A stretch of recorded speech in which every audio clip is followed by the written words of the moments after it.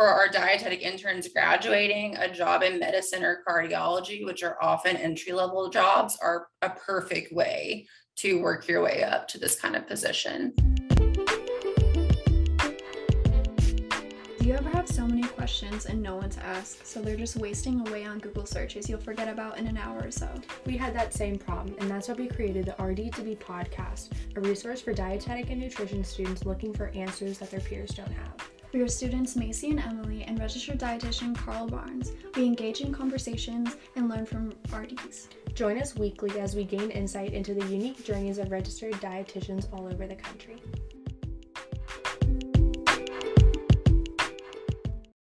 Welcome back to another week of the RD2BE podcast. I'm your registered dietitian host, Carl Barnes. This is our weekly podcast where we sit down with a different accomplished registered dietitian to highlight the diversity of opportunity in the profession and really dismantle the notion that there is a traditional career path, really showcasing just how many awesome different places dietitians find themselves working.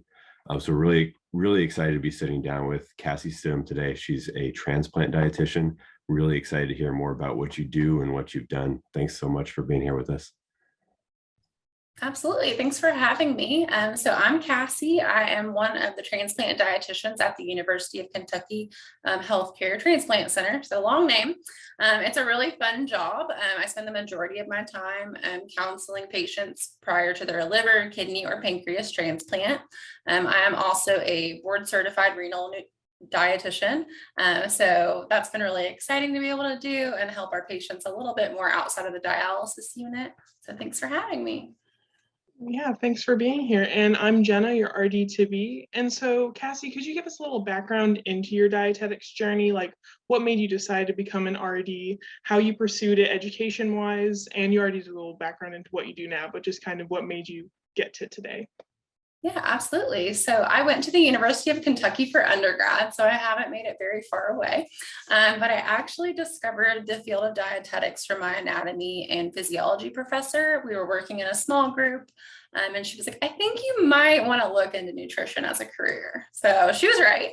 So I actually contacted a dietitian at my local hospital in my hometown, and I shadowed her twice a week for the entire summer. So after that experience, I really cemented that this is what I was meant to do. So I finished my bachelor's at UK, and then I went on to do my dietetic internship at the University of Arkansas for Medical Sciences and the VA in Little Rock, Arkansas. So that's a VA internship with a dual focus in medical nutrition therapy and management and dietetics practice. So I really love the management side of our field, and I was able to find an internship that met both needs for me. My master's is also in health management, so I've really stayed on course as far as that goes. I actually accepted my first job at UK right the day after I graduated from my internship. So I've been very lucky, but it was a unique job. It was not clinical. It was not in an office charting on patients. I was actually at the bedside placing feeding tubes.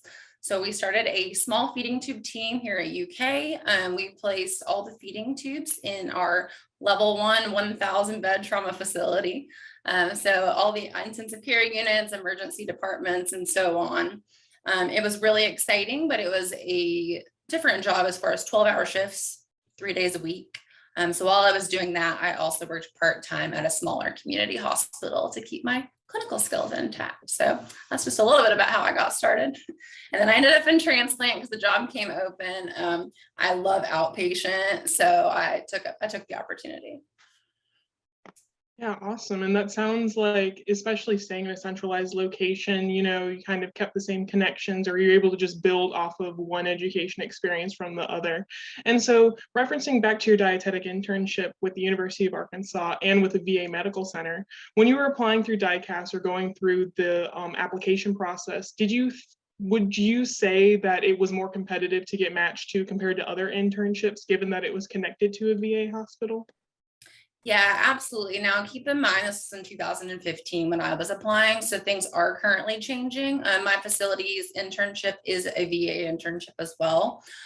So back in the day, it was a little bit more competitive because there is a stipend associated with it.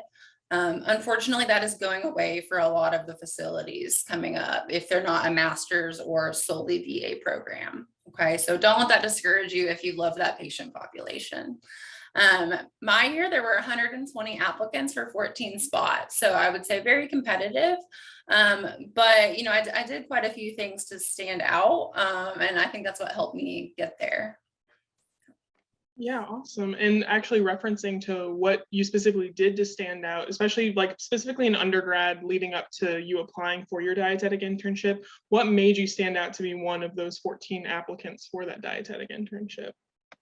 Yeah, even as a preceptor, I'm a strong believer that GPA is not everything.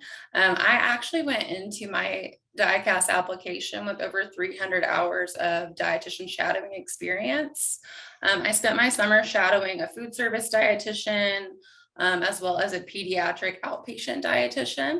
And then throughout the school year, I volunteered with our university's football team. We had a small nutrition team. We mostly provided fuel after practices, but it helped get some hours. I was able to work under a sports medicine dietitian, and those were the people writing my references. So, you know, it definitely goes a long way when your preceptor or teachers know you very well. And then additionally, you know, I was working a full time as a barista. So that work experience, I would not discredit that because it does go into your experience level. And I have been on the opposite end as an intern selection committee member for our internship. And we are always impressed when someone can maintain grades, volunteer, and kind of have the well-rounded part of their career. Yeah, and it sounds like you did a lot leading up to your dietetic internship, whether it was work experience, volunteering, or just shadowing. And actually, specifically, you had like a long list of things that you were involved with, like with school, jobs, things like that. And so when it came to you reaching out for those opportunities, and I know especially with the pandemic, that's kind of changed a little bit with being able to shadow and things like that. But would you say how you were able to get these opportunities specifically that are more nutrition related as an undergrad? Did you just send out those cold emails or did you do anything specific to get those positions? Yeah, for my first shadowing experience, I am from a very small town of like 3,000 people. So I reached out to our local hospital and they connected me with the dietitian there. She was part-time, but thankfully she was willing to give back to students and let me come in this for twice a week. It was really, really nice. So I will say I got lucky the first time. The second time, that was a connection from my first, what I will call preceptor. So yes, connections are really important, but you also can't be afraid to reach out as a student. I think it can be really difficult because we're a little less accommodating now with COVID and telehealth. But I think for the most part, people are willing to share their knowledge. So yeah, cold calls, cold emails, and then not being afraid to say, do you know anyone else who would, you know, mind to let me shadow? Yeah, and I think definitely the pandemic has probably held a lot of people back with probably reaching out for those shadowing positions or just reaching out for opportunities in general. But I definitely think that, I mean, the worst answer you can get is no. And especially with the dietetics profession, everyone's super giving. And referencing to, again, all of the experiences that you've had, where specifically upon those experiences did you have the click of, oh, I want to go into transplant dietetics, like being on the, like you said, counseling people before or after transplants? Like, where did that exactly come out of your experiences? Yeah, so I did not start out wanting to work in organ transplant. And I'll be really honest, renal was the scariest part of dietetics for me. It's a hard disease to learn. It's a hard disease to teach about, especially to your patients. So even going into my internship, I actually thought I wanted to be a food service management dietitian for the VA. So I was gung-ho food service. Which is not very popular, I don't think. But once I got my first job, I actually got to shadow our dietitians over here in transplant clinic. We have a really good training program at my facility where you spend time with every dietitian. So once I was over here shadowing, I was like, oh, well, in the future, like that would be a really interesting job. Then over time, as I worked in medicine, I saw a lot of similar patients with renal disease, liver disease, and so on. That really cemented that I was passionate about renal nutrition specifically. Okay, so when my job came open, it was a brand new role. There was a lot of room for growth. And since I do come kind of from the management side of things, that was fascinating to me because it had a lot of opportunities to develop protocols, new policies, and that's kind of what cemented it for me. But transplant is very unique. We do call it jigsaw medicine. No patient's the same, no treatment works the same. So you're always on your toes. You have patients who are scheduled, but you're pulled into different patient rooms all the time. It kind of functions like a doctor's office. But transplant's really special because you have patients who are in organ failure, and without this life-saving treatment, they're going to pass away from their disease. So seeing the wonderful outcome of a new organ, like a new hope for life, is wonderful. It's just great. There's nothing more rewarding, in my opinion. Yeah, and that definitely, like after hearing what you're talking about with what transplant dietitians specifically do, that really hones in on the rewarding part of like helping the patient, because you're helping them in probably the most literal sense ever, especially as a dietitian, when we mainly just focus on nutrition. Being a transplant dietitian, that's also a whole organ, a whole vital part of a human that you're helping them get to a better spot. And so you already said before that being a transplant dietitian has its unique parts, but could you go a little bit more in depth about what makes a transplant dietitian so unique? Yeah, so the organ groups are very different. I think the unique part is that you can't always dance around the issue with these patients. I think we try to be really gentle as practitioners when we approach nutrition issues. But when our patients come to us, they're with us for 30 to 60 minutes. It is mandated by the Centers for Medicare and Medicaid Services. So we are actually having to let them know, do you have any nutritional barriers to transplant? So nutritional barriers are typically body mass index over 35 or over 40, depending on the organ group, as well as hemoglobin A1C. So I think that's probably one of the more unique challenges of the role, is that you have to develop rapport very quickly with these patients while also letting them know what goal we're trying to reach to get you a new organ. And then as far as, the other challenges, especially for students, it can be really hard to learn how to balance multiple diseases and the multiple diet restrictions with those diseases. So very often I have a pre-kidney transplant patient who is on the brink of going on to dialysis. They might need to lose weight. They might need to improve their A1C. So the unique thing is that, yes, I'm meeting with them once, but I can't address all of those issues at once, right? So I have the luxury of being able to follow up with them and provide care. Every few weeks we do visits with these people to get them on our organ waiting list. So I think continuity of care is probably my favorite part. You don't lose patients to follow up. You see them all the time. You call them on the phone. You get to know their families. So very rewarding.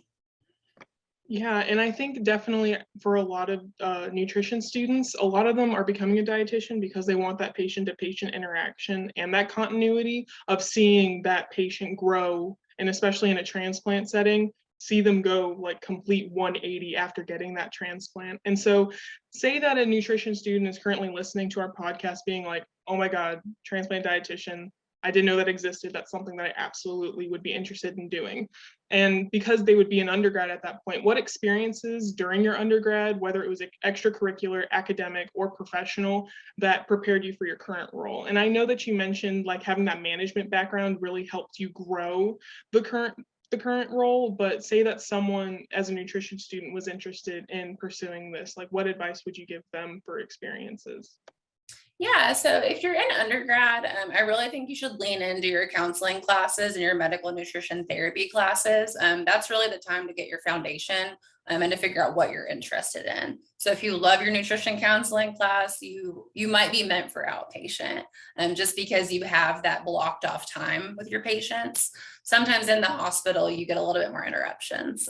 So that would be something I would really focus on and make sure that you are a strong counselor, reach out to your professors, other professionals, if you think you might need additional help with it. And then as far as other preparation, I mean, the MNT classes, they really are going to prepare you. If you want to work in organ transplant, cardiology, cirrhosis or liver disease, and renal are kind of your primary focus. Okay. For our dietetic interns graduating, a job in medicine or cardiology, which are often entry-level jobs, are a perfect way to work your way up to this kind of position.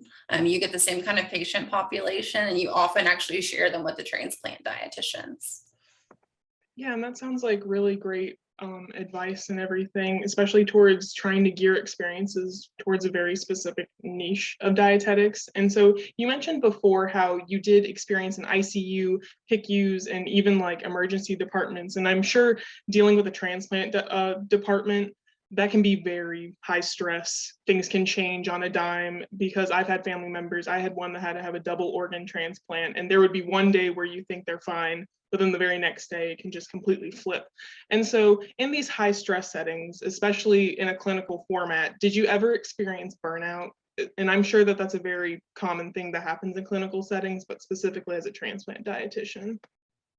Yes, unfortunately, I think that burnout in healthcare is inevitable. I would love to say that you can prevent it from ever happening, but often I think, especially dietetic students, tend to be type A perfectionists, and you get into this field and that's just not going to work out all the time. So yes, I have experienced burnout. As a new grad, I saw it happen to a lot of my friends around the first year. It really didn't happen to me until about year 4. So I was in my transplant role when it hit, which is kind of hard. You get your dream job and then all of a sudden you're, kind of miserable and you don't know why. I think that the most important thing for me was leaning on my team and just verbalizing it. We need to normalize it. It is a very normal part of this field. So I sat down with my team and was like, hello, I'm burnt out. I love my job. I love everyone here, but something has to change for me to stay here. Okay.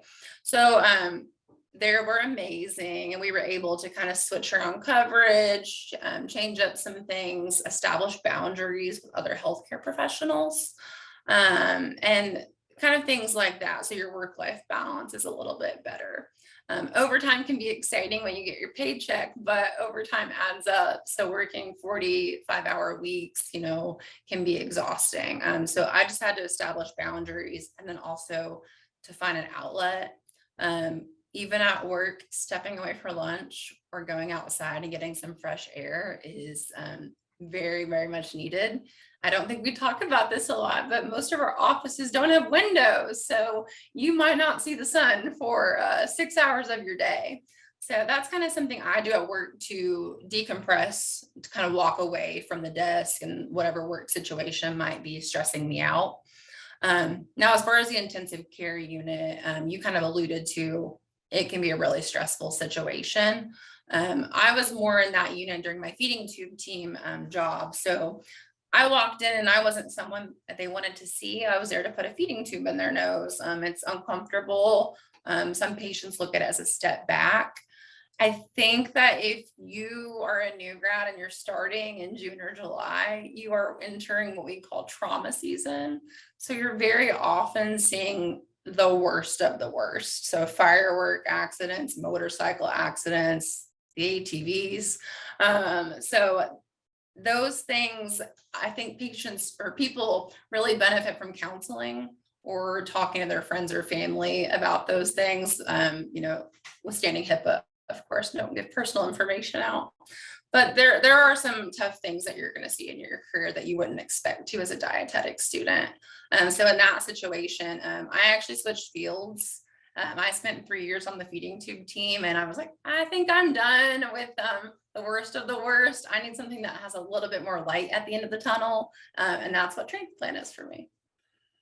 And I think it's great how you kind of went through that burnout stage to really find your true passion through it. And like, even when you, and it also shows you can be doing something that you love, pouring your heart and soul into it, but it can still drain you and still take things out of you. And so, and you also made a great point. The majority of dietetic students, RD2BEs, that whole group, were a bunch of type A's. I'm a type A. I'm sure you were a type A in undergrad. I'm sure like at least some point being type A. And so, and you mentioned also with transplant dietitians and also just in clinical settings in general, lots of high stress. You don't know what the next day might be. And so say that, again, someone's a nutrition student and they're not the best with handling super unexpected or big stressful changes. And so is there anything or any advice that you would give them? Maybe it was from your personal experience or just things that you know knowledge-wise as to help prepare them or help get their feet wet into experiencing those stressful situations so that they can kind of get familiar with it and kind of get comfortable with being uncomfortable? Yeah, absolutely. I think that anyone that says a dietetic internship isn't stressful is fibbing to you a little bit. It's a very tough time in your life. You might end your internship and be like, oh goodness, like I'm exhausted. So I think for my students now, if they know they don't do well in a stressful situation, we need to sit down with our preceptors or their director to find a method that works better for you. Yes, we all have our planners, but that's not what's going to help you be successful and to help prevent stress. So I think the most stressful thing that students come to me and say is that they don't feel like they have the knowledge base that they need to be successful in the rotation. So that's where we really need to identify what learning method works best for you. For my students who are visual, we try to find more videos. If they like to read, we find articles and things like that. When you go into a rotation or maybe even a class that you don't feel confident in, preparation really is key. I recommend doing all the readings, knowing what you don't know when you get there, things that you might have more questions about. And then on day one, when you introduce yourself to your preceptor, you can let them know the work you've been putting in, but then say, this might be an area I need to focus on a little bit more.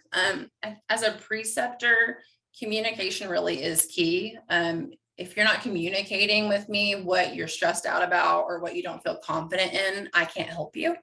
And we want to help you, right? That's the whole dietitian vibe. So I think learning to balance it, learning how to best prepare is the most important thing, but also, on the cheesy side, you really do need to find a way to de-stress. Okay. You're balancing presentations, tests, the current rotation you're in, the next rotation you're going to, and maybe you're applying for masters as well. I know that's kind of coming up for our newer dietetic students.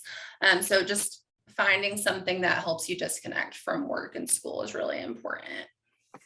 Yeah, definitely. And I think, especially in a dietetic internship, there's so many things that come into it. There's so many components to it. And sometimes you're staff relief, sometimes you're actively learning while actively working.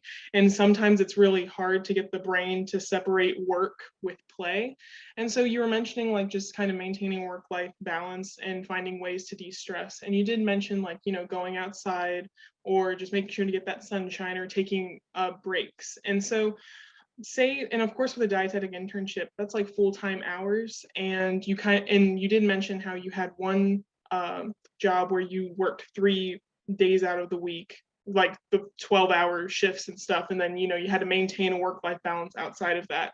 And so honing back into dietetic internships, those being full-time, so many things at once, how would you say that it kind of turns to the intern to discover their own personal ways to separate work with life? Or do you think that there's just a list or certain things that you think all dietetic interns should try when separating work with life and having that balance? Yeah, I really do think it is personal. And, while I was working that 36-hour-a-week job, I actually was working 24 to 36 hours at another job. So as you can see, that was probably going to result in me feeling overworked, tired. So by the time I accepted my dream job, right, that's when the burnout kind of hit. I was like, oh, I don't know how to relax anymore. I find that's really common, especially for dietetic students. You know, you graduate from undergrad, you get a master's, you do your dietetic internship. What next? Right? You're like, do I specialize? Do I take a board? What do I do? So I think individually you need to have your 5 and 10 year goals, but sometimes it's okay if they take 10 years to get to. We don't need to cram everything in 5 years. So I just recently passed my CSR exam, and a lot of our interns are like, oh, thank you. They're like, yes, I want to take my boards too. I want to do that. I'm like, hold the phone, get your first job, learn to be an adult, you know, it's just relax a little bit so you have time to find your passion. You don't have to start your first job and love it and know exactly what you want to do. So I think thinking that your first job is going to be your dream job, or thinking that, you know, you may never get to the point you've had in your head as your goal can be really stressful, but I do think that's personal. As a profession, I think we do a great job at like fostering like education and professional development. If there's a situation where maybe you aren't happy, it could be time to look for a new position. As a dietetic intern or a dietetic student, not a great option for you. Of course, you have to kind of finish that situation. But once you're in the field, sometimes you do have to walk away, and that's okay. And I think that's one thing that a lot of people are scared of, is the kind of what if of what will happen if I do walk away. But I think a lot of them focus on the what if in a negative stance, but you also have to think of the positive stance of what could happen when you walk away. And also to making those hard choices and decisions to be the best for you. And kind of like circling back to the letting go, or maybe just moving on, a common piece of advice to kind of handling stress is letting go of the things you can't control and like honing in on the things that you can. Like, for example, the whole you can control your mental health and de-stressing by leaving that job and going to another one. This is definitely a phrase that a lot of, what everyone probably says, easier said than done. And so how can undergrad students, someone who's still a student going through classes, how can they do a good practice of kind of following this advice, but putting it into action with even if it's just baby steps? Like, you know, a dietetic student doesn't need to quit their undergrad, you know, to make the statement of I'm, you know, helping with my mental health and everything. But so like, what are some little things that students or interns can do just to kind of practice this is no longer serving me, it's time to let it go and move on? Yeah, I think when you're in your undergrad, especially, stress is just really key. You're balancing so many classes, and you might be working, and you have social things to balance as well. So I think that's a time in your life, early adulthood normally, where you need to establish boundaries in your personal life. You may not always be able to do that in school. Hard to reach out to your professor and say, this assignment doesn't serve me. But you can do it in your personal life. And I think that's really difficult, even as you get older. But there does come a point where if you don't say no to things, your plate might, be a little bit too full, and then other areas of your life will suffer. So I think the motivation to establish boundaries and have a good relationship with work and school is knowing that your attitude as a student and as a professional is how people are going to remember you. And if we remember you as someone who's stressed out, burned out, that's not good for your profession. The dietetics world is really small. As we've kind of hinted at, a lot of us move to an area and stay in an area. And even, I did my training in Arkansas, but I moved here, and a lot of my new coworkers knew my preceptors from Arkansas, 10 hours away. So that's kind of what I would say as far as for the students. Now, the other thing is, I think sometimes even in homework or case studies or in your counseling sessions, you might be presented with patients who have multiple issues. One of the best things we want to see in someone as an intern or professional is that they can see the bigger picture. And so when we say letting things go in like the clinical setting, we are saying you can't fix everything in a 30-minute visit, right? So you need to go into your visits with a few items that you think you might address with the patient. But we always need to remember that the patient's priority is number one. So if your patient wants to talk about improving their potassium, but you wanted to talk about improving their blood sugar, you might have a hard time letting go of that and feeling like you need to spend time communicating your agenda. So when I tell students to kind of let things go, it's more of, let's get the patient the information that they want. Let's not stress out that we need to fix this patient's entire life in just a short visit. So just making sure that you know how to prioritize and that you can kind of learn to see what's important for you and the patient. That's kind of what we mean by seeing the bigger picture, letting things go. Absolutely. And thank you so much for just being here today and talking about just a little bit into your professional life and even just a little bit into managing that stress that's almost always inevitable as a dietetic student. So thank you so much for joining us.